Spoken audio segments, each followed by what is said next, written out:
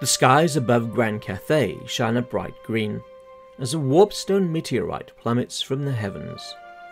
It slams into the homelands of the Ogre tribes, killing hundreds of thousands in the impact and following earthquakes. The Dragon Emperor unites all of Grand Cathay in a great task, that is to change the destiny of his very nation forever. The Great Bastion is completed in under a century, an impressive fortress wall that protects the northern border from chaos. The World's Edge Mountains are devastated by earthquakes, sending much of the Dwarf Empire into jeopardy. At the same time, sections of the Great Bastion collapse, allowing the rampaging northern tribes to spill into Cathay. The Skaven Lord Vistrin is mortally injured by a dragon in the Mountains of Morn. He instructs Clan Eshin to establish their stronghold in far Cathay. Their arrival is described as if they had been vomited out from the gigantic maw of the great black dragon that lives coiled inside the earth. The cult of Shanxi, known to the mortals of the old world as the Chaos God Tzeentch, gains favour amongst the aristocracy of Bei Chai in far Cathay. Twisted rituals are performed there in secret, yet rumours spread across the lands. Massive Dark Elf Black Arcs, venturing from far off Nagarond, begin raiding the coasts of the eastern lands of Grand Cathay. Many ships are sunk in their harbours, and many villages are torched, as thousands of people are taken as slaves. Representatives of the Phoenix King, Aethys, arrive in Cathay, establishing relations between the High Elves and the Empire of the Dragon Emperor.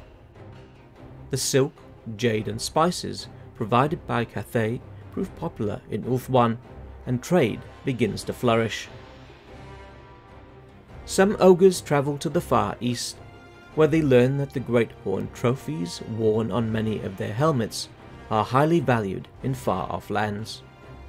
The resultant transaction gives a new name to the road to the east, the Ivory Road. The Black Ark, Town of Agony, is overturned and sunk by a gigantic magical tidal wave off the coast of Cathay. While many believe it was conjured by the sorcerers of the Imperial Court, its origin is completely unknown. Laithikir Fellheart shadows High Elf fleets around Cathay and Nippon, beginning a century of merciless raids that see the Fellheart family rise to great power. With her charts, more and more Black Arks plunder the rich coasts. The Tillian explorer, Marco Polare, reaches Grand Cathay and writes of spying the Skaven under the great city of Weijin. Little does he, or anyone in the old world, realise the true extent of the Skaven menace. A series of earthquakes destroys part of the Great Bastion of Grand Cathay. A colossal invasion soon follows, as scores of the battle-hungry Kurgan tribes that roam the steppes flood into the rich and ancient empire. Hordes of Chaos Warriors battle legions of terracotta automatons, attempting to shore up the Great Wall with their own clay bodies. War mammoths trample whole regiments, and in the skies above, demon princes duel with dragons.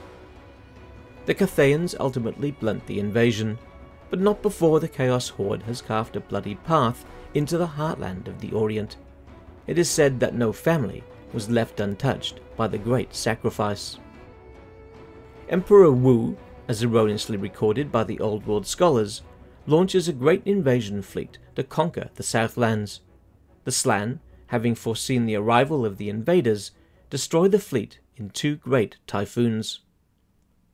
By an odd twist of fate, the Cathayan mariner Yin Tuan lost his course and is separated from the armada. He makes landfall in the jungles of the Southlands and describes an epic journey across the continent. After several weeks' trek through the steaming hot jungles, he narrowly escapes sacrifice in Slatlan before reaching the eastern coast. He is the only survivor of the whole expedition. With the High Elves withdrawn mostly to their home of Ulthuan, and increased threats along the Ivory Road, the Empire of Grand Cathay becomes a distant memory for those in the old world. Many, in fact, begin to consider it a mere myth. The Monkey King seizes power in Cathay. He installs Warlord Kishik of Clan Eshin as an advisor, and begins trade with the Skaven Under Empire.